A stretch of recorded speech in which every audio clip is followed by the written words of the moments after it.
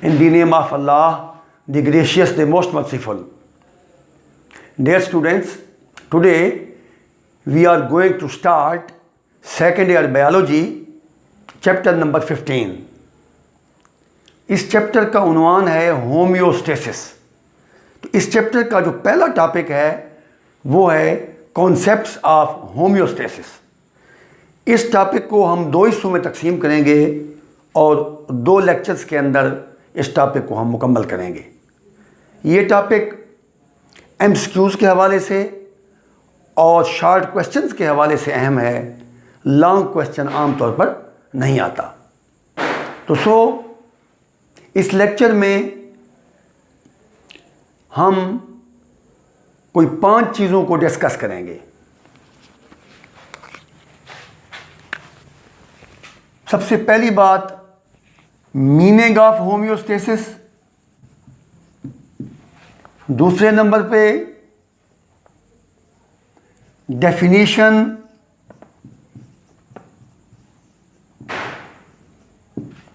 Of homeostasis.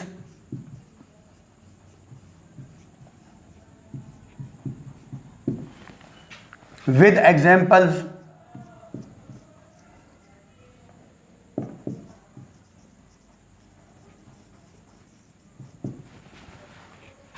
और तीसरे number पे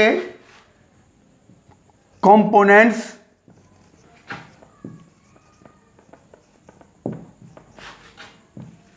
of external and internal environment. External and internal environment.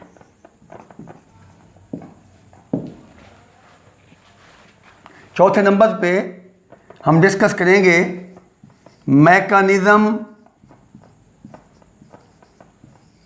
of regulation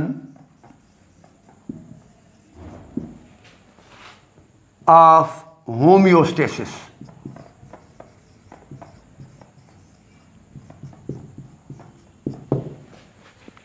last number पे हम discuss करेंगे homeostasis at cell level.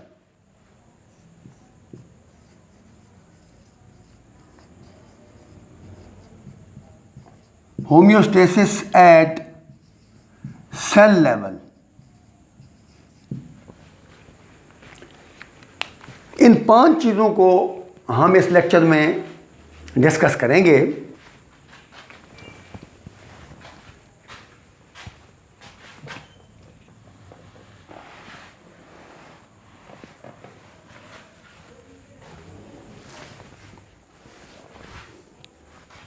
The term homeostasis was firstly introduced by Claude Bernard. First introduced by Claude Bernard in 1865। सबसे पहले इस term को Bernard ने 1865 में introduce करवाया था। तो homeostasis is a combination of 2 words, homeo plus stasis. Homeo means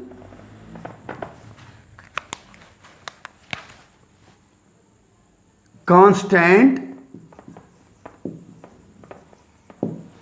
या सिमिलर या अनचेंजिंग। इसी तरीके से स्टेसिस मीन स्टैंडिंग।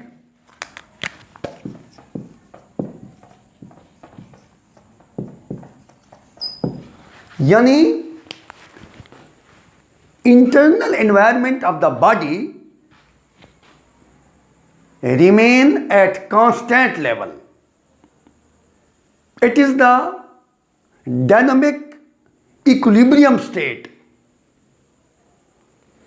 यानी हम देखते हैं कि एक्सटर्नल एनवायरनमेंट में बॉडी के बाहर या सेल के बाहर एक्सटर्नल एनवायरनमेंट के अंदर बहुत ज़्यादा चेंजेस आती हैं, बहुत ज़्यादा तब्दीलियाँ आती हैं और उन तब्दीलियों से लिविंग बॉडी भी मुतासर होती है। लेकिन लिविंग बॉडी उन तब्दीलियों को इस अंदाज से मैनेज करती है, इस अंदाज से एडजस्ट करती है ताकि सवेयर एक्सटर्नल जो एनवायरनमेंट है, जो शरीर बाहर वाला माहौल है, उसका असर बॉडी के ऊपर कम से कम पड़े और इंटरनल एनवायरनमेंट रिलेटिवली नॉर्मल और कांस्टेंट रहें। अगर होम्योस्टेसिस मेंटेन नहीं रहता, यानी जैसे एक्सटर्नल एनवायरनमेंट के अंदर तब्दीलियाँ आती हैं, उसी तरीके से अगर इंटरनल एनवायरनमेंट में भी तब्दीलियाँ आना शुरू हो जाएं, तो body of living organism can not be sustained. या तो डिजीज़ हो जाएगी, बीमारी हो जाएगी, या फिर डेथ वाक़ई हो जाएगी। तो हम कह सकते हैं it is the dynamic state of equilibrium.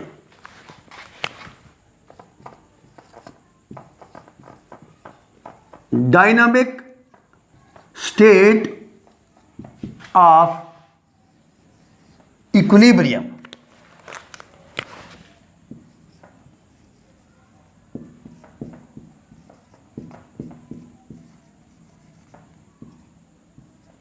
Dynamic state of equilibrium.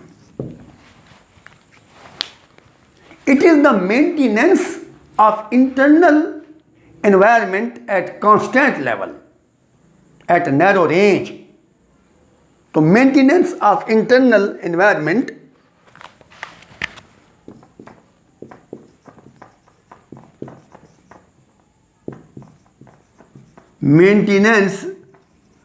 of internal environment despite changes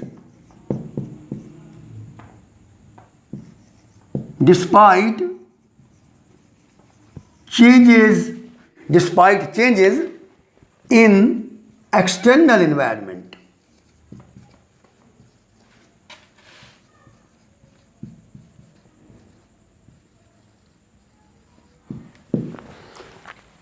external environment में बहुत ज़्यादा तब्दीलियाँ रूनुमा हो रही हैं, बहुत ज़्यादा फ्लक्चुएशंस हैं, लेकिन लिविंग बॉडी जो है अपने अंदरूनी माहौल को नियरली कांस्टेंट रखती है, मेंटेन रखती है, ताकि लिविंग बॉडी नॉर्मल तरीके से वर्क कर सके और किसी किस्म की बीमारी वगैरह पैदा ना हो सके।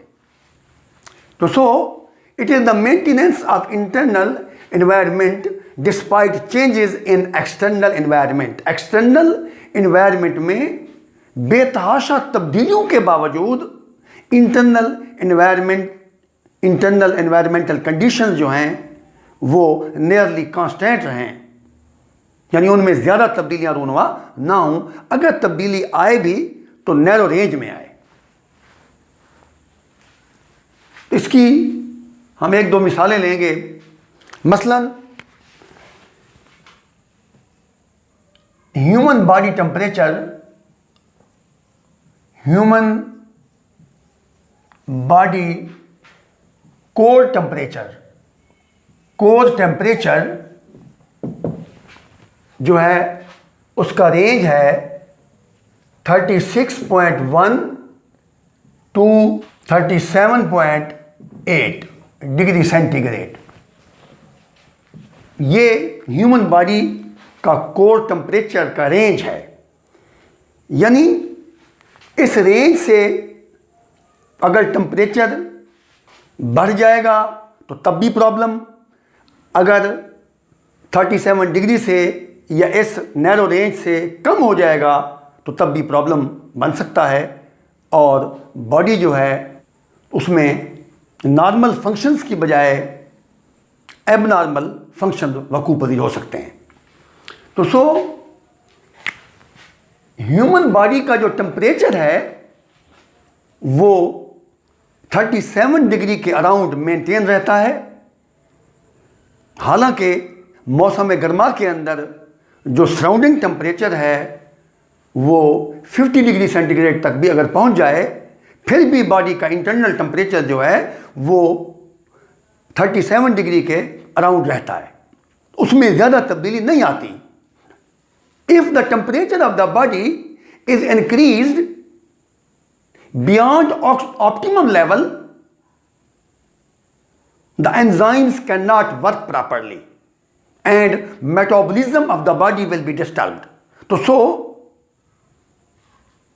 it is must for the body to maintain the core temperature 37 degrees centigrade. So this is the homeostasis. इसी तरीके से ब्लड ग्लूकोज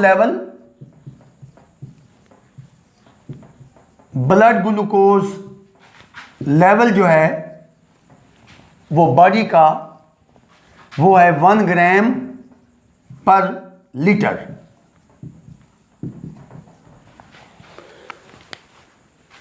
अगर 1 ग्राम पर लीटर से ग्लूकोज का लेवल बढ़ जाए तो तब भी बॉडी के फंक्शंस एबनॉर्मल हो सकते हैं। अगर ग्लूकोज लेवल कम हो जाए तो तब भी बॉडी के फंक्शन जो हैं वो डिस्टर्ब हो सकते हैं और डिजीज पैदा हो सकती है। ब्लड का पीएच 7.4 है, पीएच ऑफ ब्लड।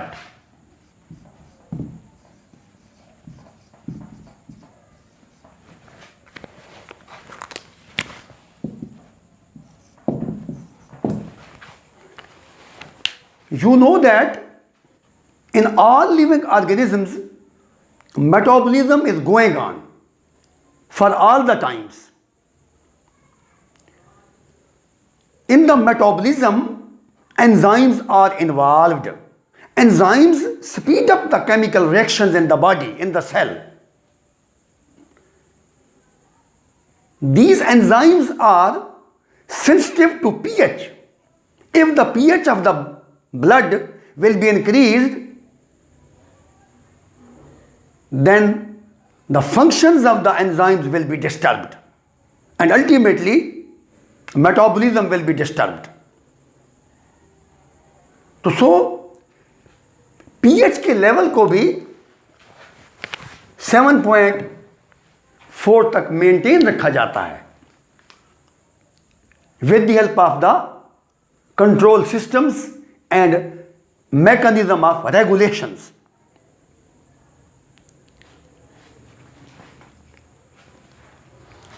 तो हम कह सकते हैं homeostasis is the maintenance of internal conditions of the body within narrow range despite changes in the external environment.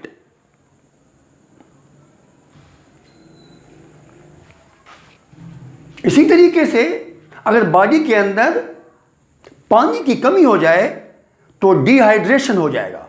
तो shortage of water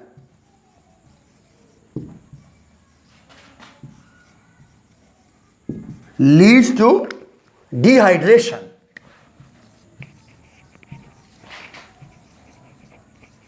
Dehydration of the body. When the level of water will be decreased, the enzymes cannot work properly. For the enzyme action, there must be a specific concentration of water must be present in the cells. चूंकि enzymes जो हैं वो dry conditions के अंदर काम नहीं कर सकते और मेटाबॉलिज्म डिस्टर्ब हो जाता है।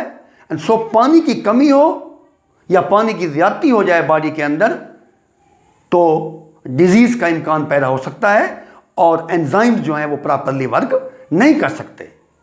इन तमाम चीज़ों का बॉडी के अंदर एक ऑप्टिमम लेवल पे होना बहुत ज़रूरी है, यानी होम्योस्टेसिस को मेंटेन किया जाता है। बॉडी जो है वो इंटरनल कंडीशंस को नैरो रेंज में मेंटेन करती है। इन चीज़ों के लेवल्स को ना ज़्यादा बढ़ने दिया जाता है और ना ज़्यादा घटने दिया जाता है। तो अब हम होम्योस्टेसिस को डिफाइन करेंगे।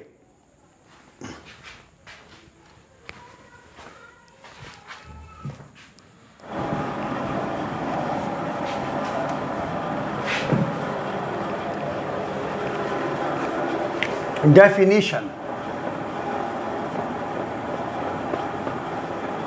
of homeostasis.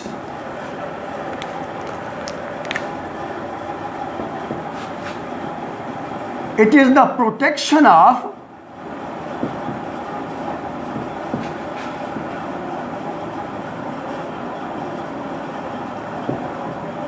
internal environment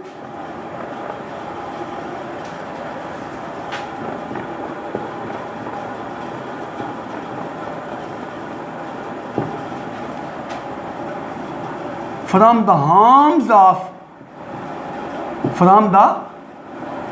harms of fluctuations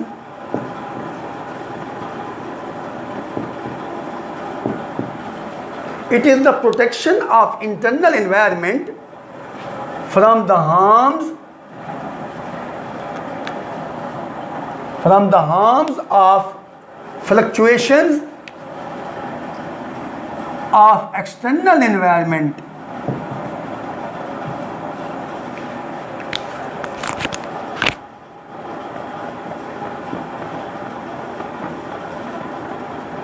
is called homeostasis.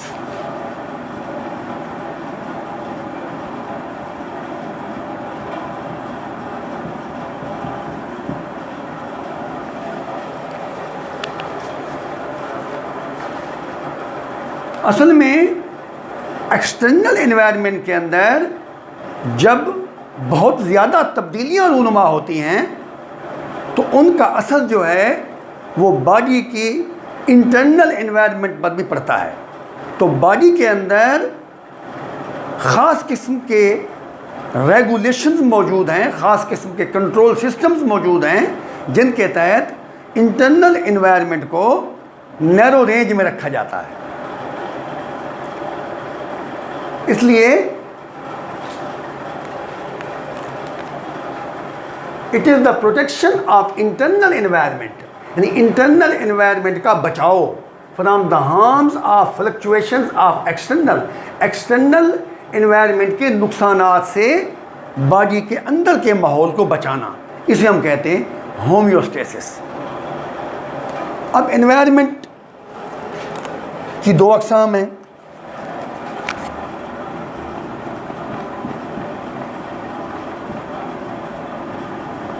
Environment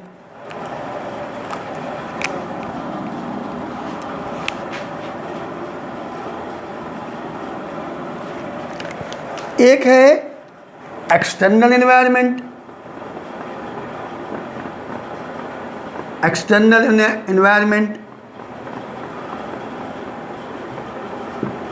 एक है इंटरनल एनवायरनमेंट।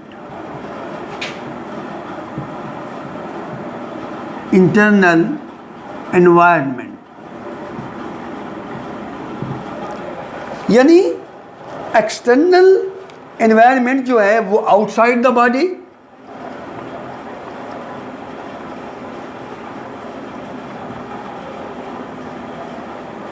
और इंटरनल जो एनवायरनमेंट है वो है inside the body.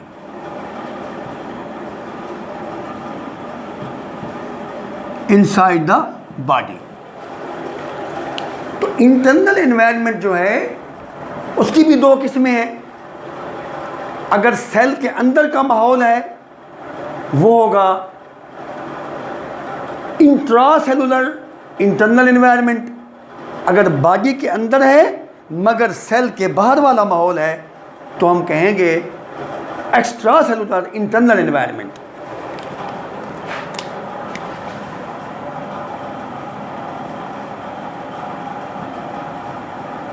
Internal environment.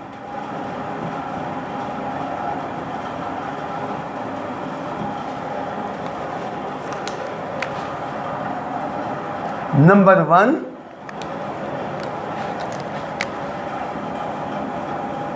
Extra cellular internal environment. इसी तरीके से इंट्रासेलुलर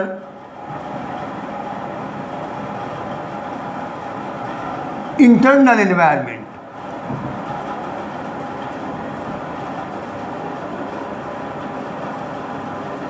इंटरनल एनवायरनमेंट यानी एक्स्ट्रा सेलुलर से मुराद सेल के तो बाहर है लेकिन जानदार की बॉडी के अंदर। इसी तरीके से इंट्रासेलुलर इंटरनल एनवायरनमेंट बॉडी के भी अंदर और सेल के भी अंदर, within the cell, within the boundary of cell, within the cell membrane. तो homeostasis keep internal fluctuations within the narrow range. Homeostasis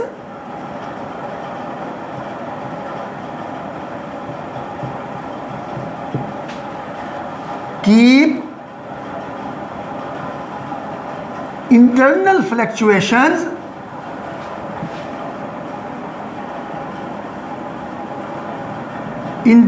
fluctuations within narrow range, within narrow range.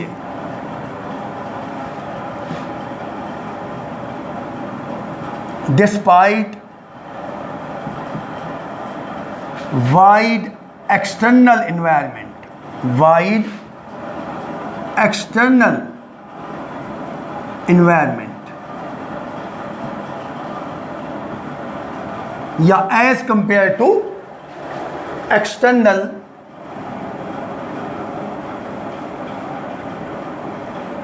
या as compared to external environment. तो सो homeostasis का जो phenomenon है, homeostasis को maintain रखना ये body के लिए बहुत अहम है। To maintain the internal conditions, to maintain the homeostasis of the body is very important for the normal functioning of enzymes. So हम इंटरनल हमारी बॉडीज़ के अंदर मुख्तलिफ चीज़ों का जो लेवल है वो नियरली कांस्टेंट होता है, वो नैरो रेंज में होता है। इसका मतलब ये भी नहीं है जो इंटरनल एनवायरनमेंट है वो फिक्स्ड भी नहीं हो सकती। यानी ह्यूमन बॉडी का जो कोर टेम्परेचर है वो फ्लक्चुएट करता है 36.1 से 37.8 डिग्री सेंटीग्रेड। तो नॉर्मली हम कह देते हैं कि ह्यूमन बॉडी का जो कोर टेम्परेचर है वो 37 डिग्री सेंटीग्रेड है। तो सो एक ख़ास नैरो रेंज में इंटरनल कंडीशंस को रखा जाता है जो कि बॉडी के लिए, बॉडी के फंक्शंस के लिए बहुत अहम है। अगर इंटरनल कंडीशंस को कांस्टेंट या नियरली कांस्टेंट ना रखा जाए तो बॉडी के फंक्शंस डिस्टर्ब हो जाते हैं और डिजीज़ भी पैदा हो सकती है और डेथ भी हो सकती है।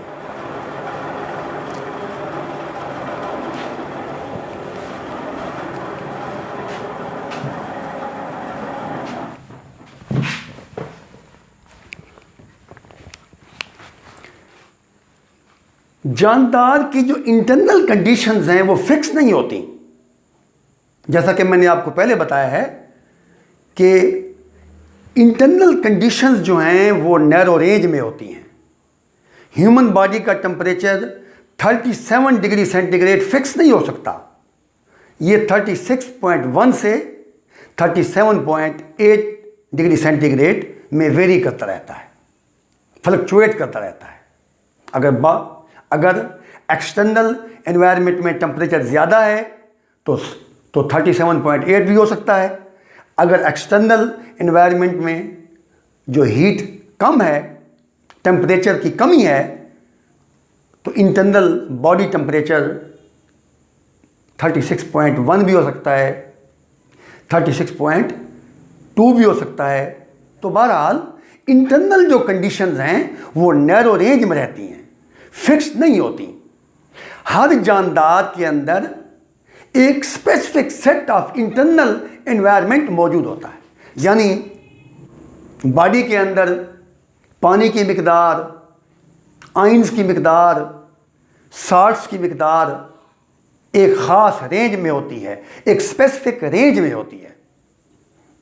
उस रेंज से अगर ज़्यादती हो गई है तब भी प्रॉब्लम, उस रेंज से कमी आ गई है तो तब भी बॉडी के लिए मसाइल पैदा हो सकते हैं। तो so internal conditions of the body can not be fixed.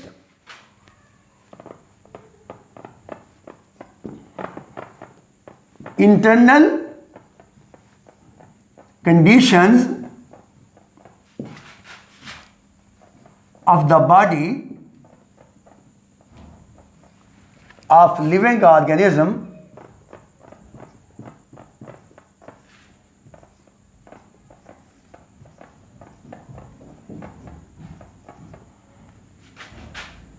are not fixed.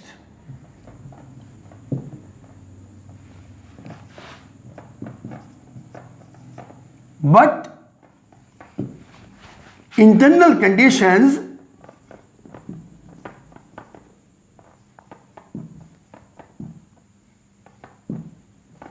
vary in narrow range.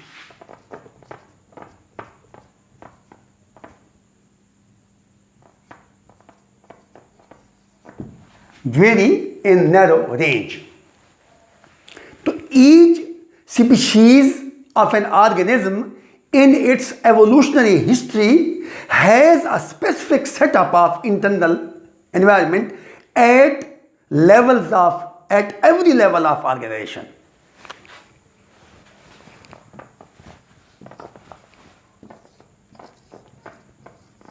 Each organism of a species has a specific setup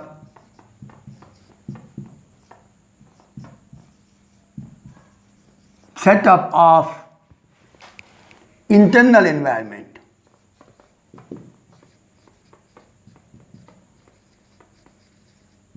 या internal conditions.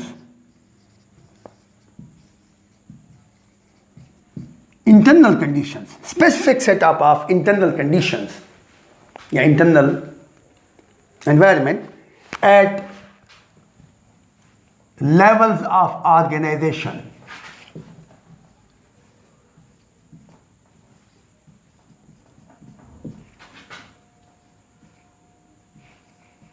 At levels of organization. देखें जी, cellular level of organisation भी हो सकता है, organism level भी हो सकता है। यानी सेल के अंदर भी जो इंट्रा सेलुलर जो एनवायरनमेंट है वो भी एक नैरो रेंज में रहती है, और सेल के बाहर मगर बॉडी के अंदर जो इंटरनल एनवायरनमेंट है वो भी नैरो रेंज में रहती है। तो हर लेवल पर,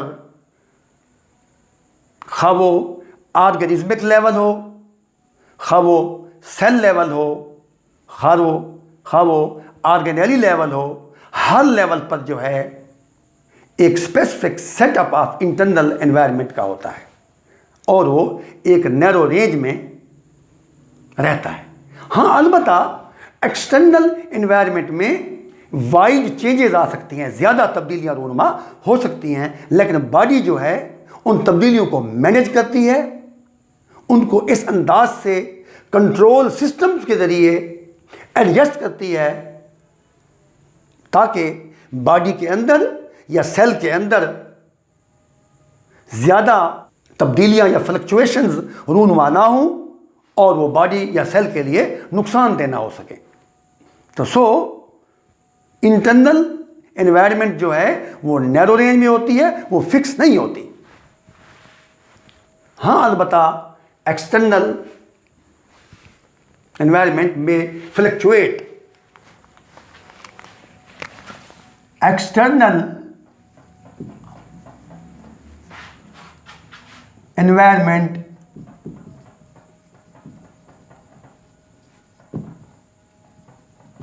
may fluctuate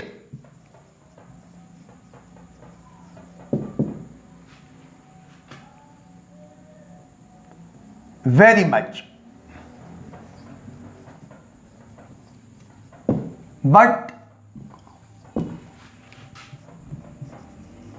internal conditions remain in narrow range.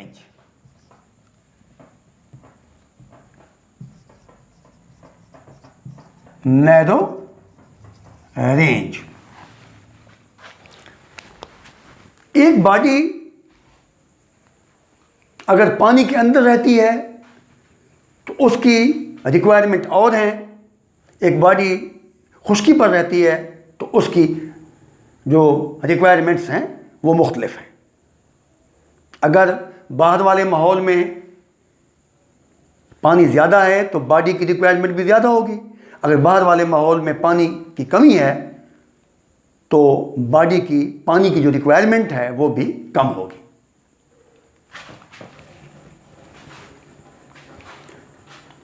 External environment के जो कंपोनेंट्स हैं वो मसलन टेम्परेचर है, एयर है, वाटर है, वगैरह वगैरह, मुसलसल जो हैं ये वेरी करते रहते हैं, इनमें तब्दीलियाँ आती रहती हैं और इन एक्सटर्नल एनवायरनमेंट से जो इंटरनल एनवायरनमेंट मुतासिर होती है, यानी एक्सटर्नल कंपोनेंट्स के ज़रिए, एक्सटर्नल फ्लक्चुएशंस के ज़रिए बॉडी की या सेल के अंदर की जो एनवायरनमेंट है वो भी फ्लक्चुएट होती है। ज़्यादा हसास जो कंपोनेंट्स ऑफ इंटरनल एनवायरनमेंट है वो 3 हैं। तो components of internal environment,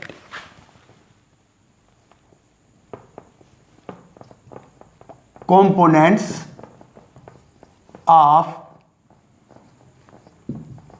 internal environment.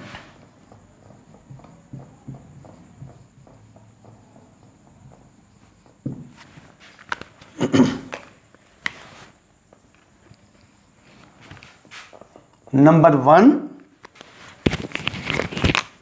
Temperature,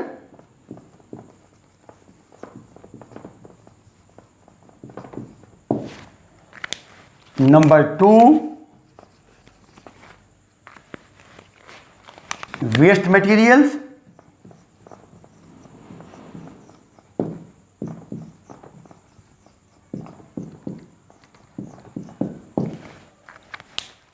number 3 water and solutes.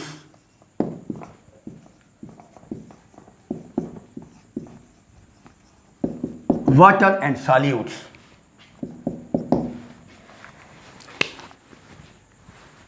these are the 3 susceptible components of internal environment। अगर इनमें कोई तब्दीली आती है तो बॉडी पर उसके नेगेटिव असरात पड़ेंगे, तो वो नॉर्मल जो बॉडी फंक्शन है वो डिस्टर्ब हो जाएगा। तो इन इंटरनल एनवायरनमेंट के कंपोनेंट्स को मेंटेन करना, एडजस्ट करना, नैरो रेंज में रखना बॉडी के लिए या सेल के अंदर के एनवायरनमेंट के लिए बहुत ज़रूरी होता है, so that enzymes will work properly and metabolism will be going on regularly, continuously and in a better way. In components of internal environment को नैरो रेंज में रखने के लिए कुछ मैकेनिज्म्स हैं, कुछ होम्योस्टैटिक रेगुलेशंस के मैकेनिज्म हैं।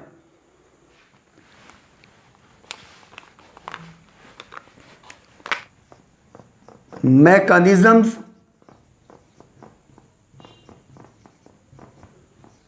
of regulations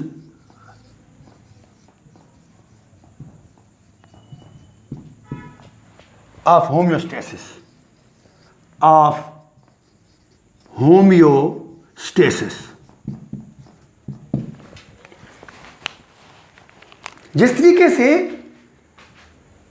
ये तीन इंटरनल एनवायरनमेंट के कंपोनेंट्स हैं, इसी तरीके से तीन किस्म के रेगुलेटरी मैकेनिज्म्स होंगे जो इन चीज़ों की जो रेंज है उसको बॉडी के अंदर मेंटेन करेंगे और बॉडी की जो फंक्शनिंग है वो स्मूथ रह जाएगी। So there are 3 major mechanisms of homeostatic regulations। Number 1, osmoregulation,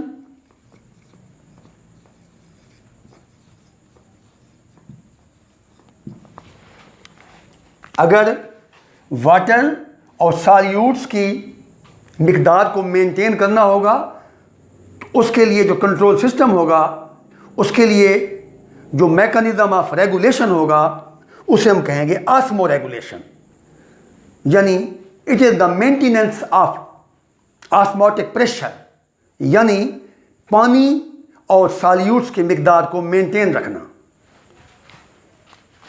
number 2, thermoregulation,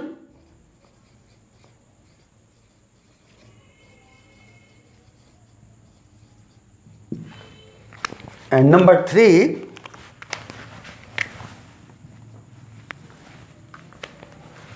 excretion।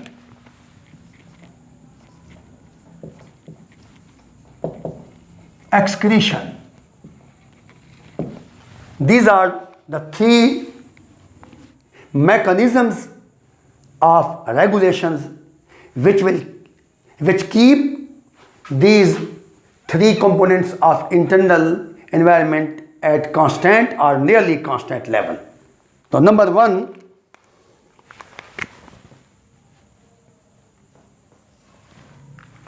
osmoregulation।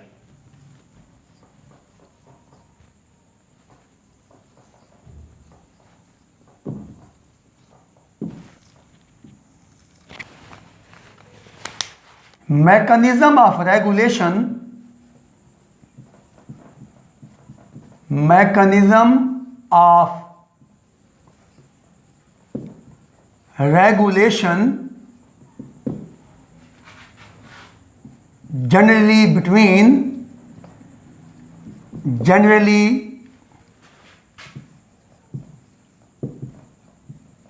between organism and its environment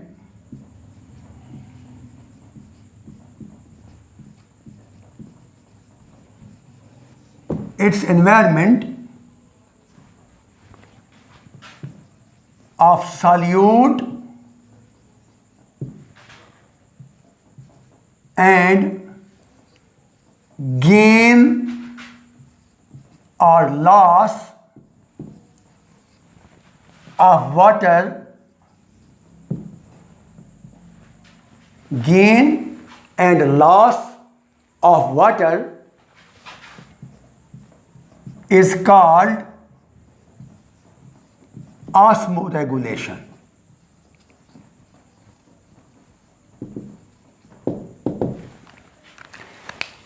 यानी ऑस्मोरेगुलेशन एक ऐसा फिनोमिनन है जिसमें सेल के अंदर पानी और सॉल्यूट्स की मिकदार को मेंटेन किया जाता है। सॉल्यूट में मुख्तलिफ आयंस भी आते हैं,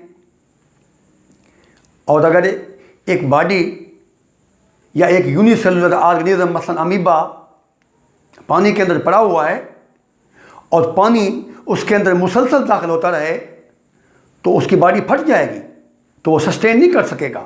तो लिहाजा लॉस और गेन को भी मेंटेन किया जाता है, यानी कि कंट्रोल सिस्टम्स के जरिए, ख़ास किस्म के मैकेनिज्म्स के जरिए। तो इस किस्म के फिनोमिना को हम कहते हैं ऑस्मोरेगुलेशन, यानी it is the maintenance of osmotic pressure. Number 2, thermoregulation.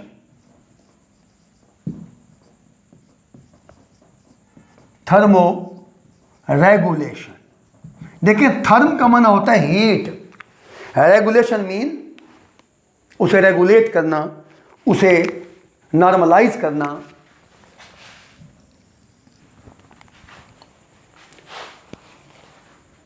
ये बात पहले भी मैं जिक्र कर चुका हूं कि ह्यूमन बॉडी का जो कोर टेम्परेचर है वो राउंड अबाउट 37 डिग्री सेंटीग्रेड है। यानी बॉडी अपने इंटरनल जो एनवायरनमेंट है उसको 37 डिग्री सेंटीग्रेड पर ह्यूमन बॉडी इस टेम्परेचर को मेंटेन रखती है। अगर ये टेम्परेचर ज़्यादा हो जाए, रेंज से बढ़ जाए या घट जाए, तो बॉडी के लिए प्रॉब्लम हो सकते हैं और एंजाइम्स का वर्क जो है वो मुतासिर हो सकता है। तो what is thermoregulation? It is the maintenance of internal temperature within tolerable range. Maintenance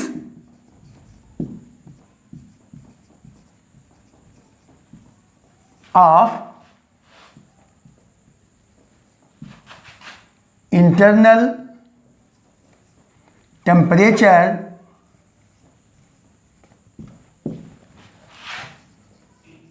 within tolerable range.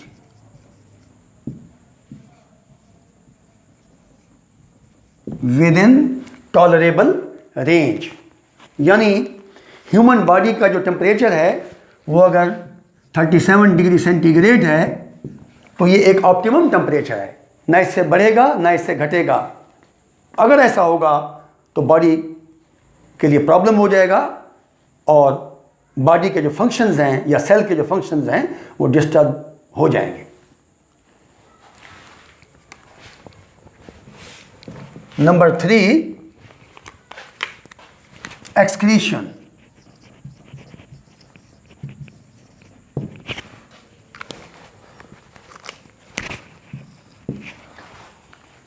ज़ाहिर है हर जानदार को ग़िज़ा की ज़रूरत होती है। जब फूड मेटाबोलाइज होती है तो मेटाबॉलिज्म के नतीजे में कुछ नाइट्रोजनस वेस्ट मटेरियल्स पैदा होते हैं। तो इन हार्मफुल नाइट्रोजनस वेस्ट मटेरियल्स को बॉडी से निकालना बहुत ज़रूरी होता है। अगर ये हार्मफुल मटेरियल्स बॉडी से ना निकलें, बॉडी के फंक्शंस जो हैं वो डिस्टर्ब हो जाएंगे। तो इन नाइट्रोजनस वेस्ट मटेरियल्स को मसलन अमोनिया, यूरिया, यूरिक एसिड वगैरह वगैरह, इनको बॉडी से निकाला जाता है। इसके लिए हमारे गुर्दे हैं, हमारी स्किन है, ये एक्सक्रीटरी ऑर्गन्स हैं जो एक्सक्रीटरी मटेरियल्स को, वेस्ट मटेरियल्स को बॉडी से बाहर निकाल देते हैं। तो mechanism with which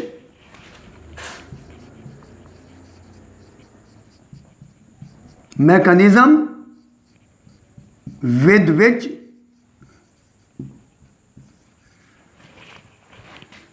waste materials, waste and nitrogenous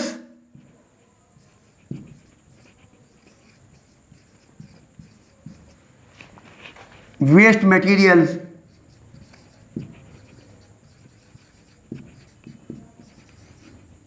are eliminated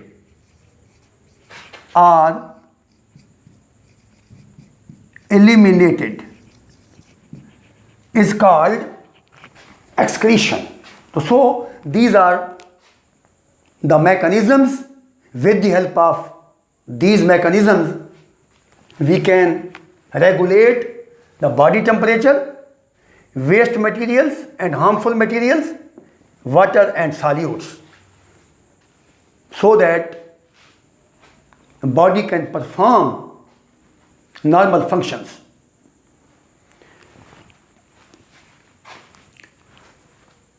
homeostasis का जो प्रोसेस है, होम्योस्टेसिस का जो फिनोमिनन है, ये इसलिए बहुत ज़रूरी है कि ताकि बॉडी के फंक्शंस को, बॉडी की फिजियोलॉजी को मेंटेन रखा जा सके। और ये होम्योस्टेसिस जो है ये एवोल्यूशनरी प्रोसेस में भी बहुत अहम किरदार अदा करती है। तो अब हम देखेंगे what is the contribution of homeostasis in the evolutionary process.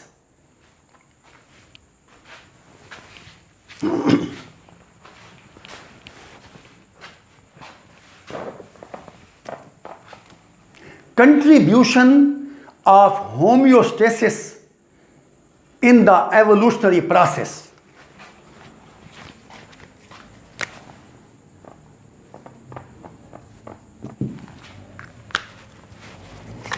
Contribution of homeostasis in evolutionary process. जब एक बॉडी अपनी इंटरनल कंडीशंस को नैरो रेंज में मेंटेन रखेगी तो वो हर माहौल के अंदर कंट्रोल मैकेनिज्म्स के ज़रिए अपने आप को फिट रख पाएगी। अगर बाहर का माहौल बहुत ज़्यादा चेंज हो रहा है और अंदर की कंडीशंस भी उसी तरीके से चेंज हो जाएं तो बॉडी उस माहौल में अपने आप को फिट नहीं कर सकेगी, यानी सिलेक्शन ऑफ द फिटेस्ट वाली बात नहीं होगी।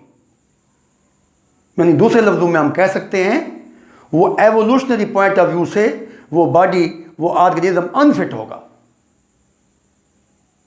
इसलिए homeostasis is a central requirement. Homeostasis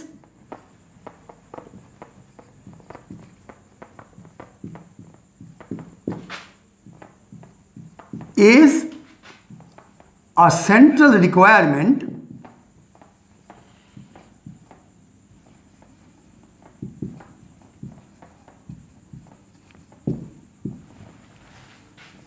in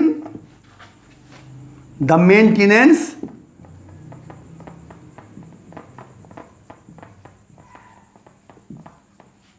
of an organism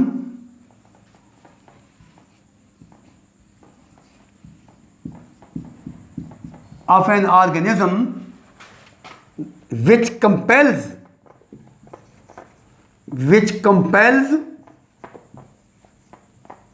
the adaptations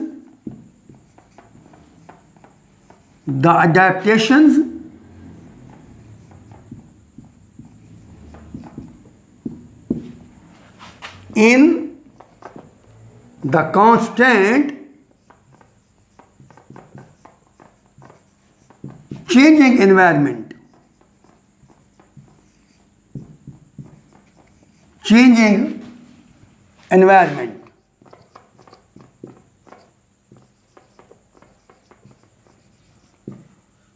and contribute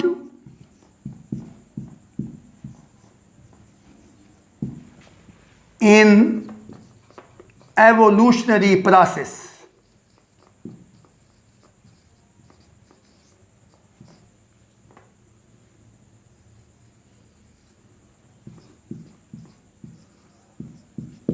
In evolutionary process, अगर एक बॉडी अगर एक जानदार बदलते हुए माहौल में अपने आप को नहीं ढाल सकेगा, उसके कंट्रोलिंग मैकेनिज़्म जो हैं वो इंटरनल एनवायरनमेंट को मेंटेन रखने में नाकाम हो जाएंगे, तो बॉडी का फंक्शन डिस्टर्ब हो जाएगा और यूं बॉडी जो है वो उस माहौल में फिट नहीं होगी, वो अनफिट हो जाएगी। नेचर जो है ये अनफिट्स को, जो जानदार बदलते हुए माहौल में फिट नहीं आते, उन्हें एलिमिनेट कर देती है। तो selection of the fittest is maintained, और इस तरीके से एवोल्यूशनरी प्रोसेस के अंदर होम्योस्टेसिस का एक अहम किरदार है। अब हम नेक्स्ट बात करेंगे homeostasis at cell level.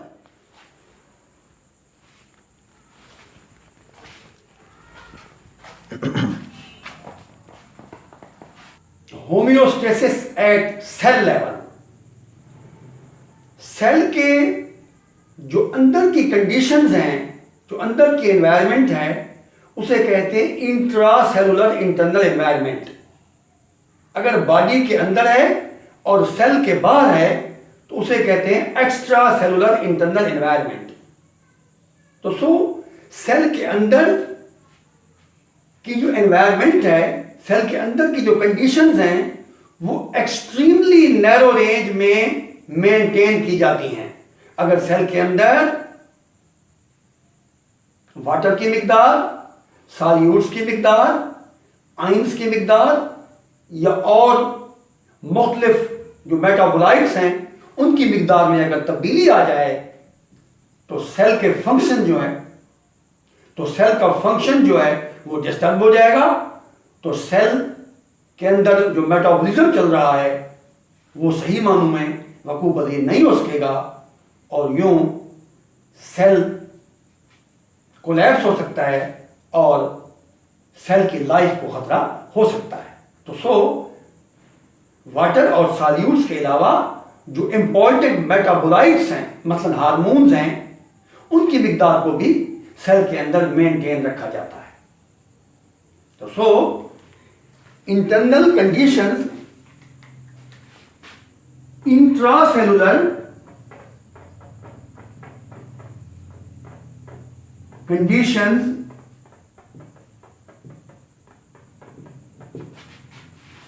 are maintained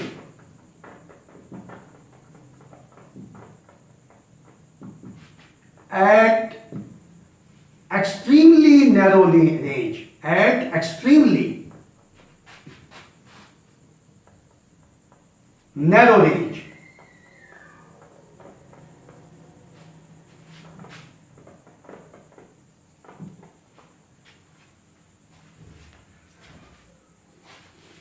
मसलन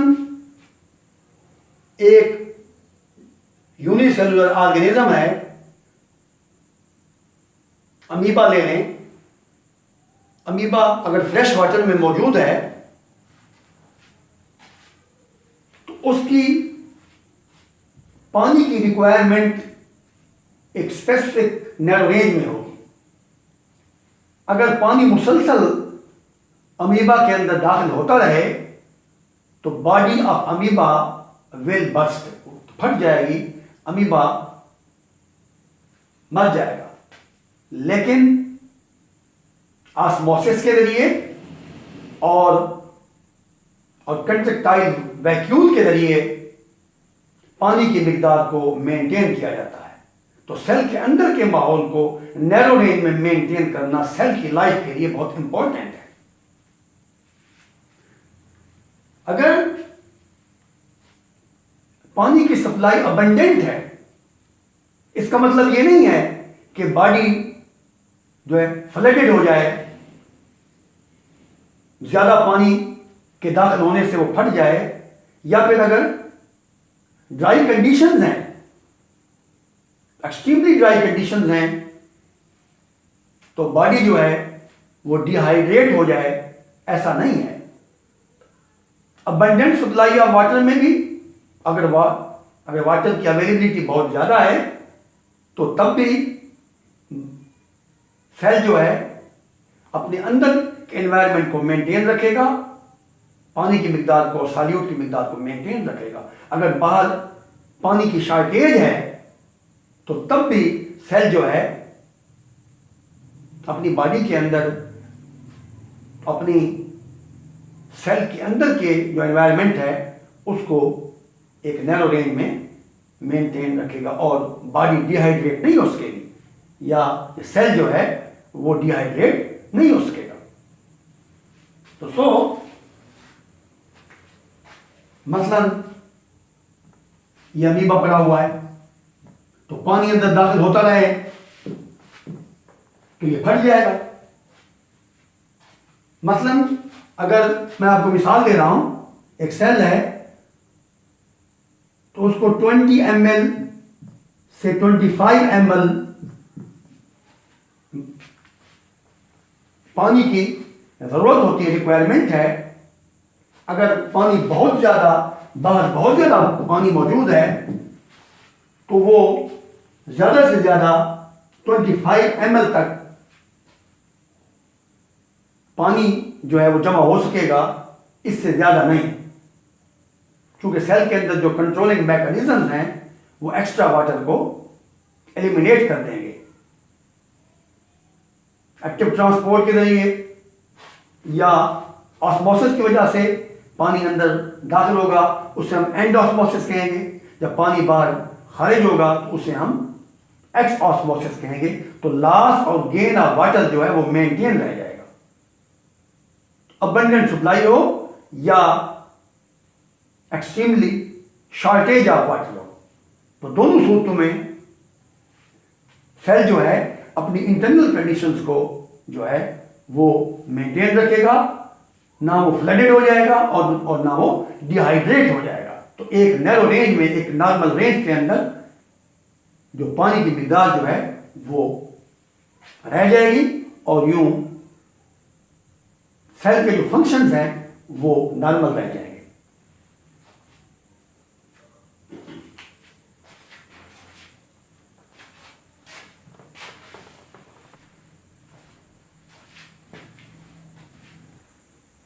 Now I explain homeostasis at cell level with the help of diagram. This is an organism and this is the external environment of the organism. External environment. In the external environment, more fluctuations are present. Fluctuations in wide range. Fluctuations in wide range in the external environment of the body. अब इस जानदार के अंदर ये दो cell हैं। अब जानदार की बॉडी के अंदर का ये जो माहौल है ये इंटरनल एनवायरनमेंट है, but it is the extra cellular internal environment. Body के तो अंदर के एनवायरनमेंट है लेकिन सेल से बाहर है। जानदार के बाहर का जो माहौल है उसमें जो फ्लक्चुएशंस हैं वो वाइड रेंज में आएंगी as compare to internal environment. Body के अंदर जो फ्लक्चुएशंस होंगी वो नैरो रेंज में होंगी। तो फ्लक्चुएशंस इन नैरो रेंज,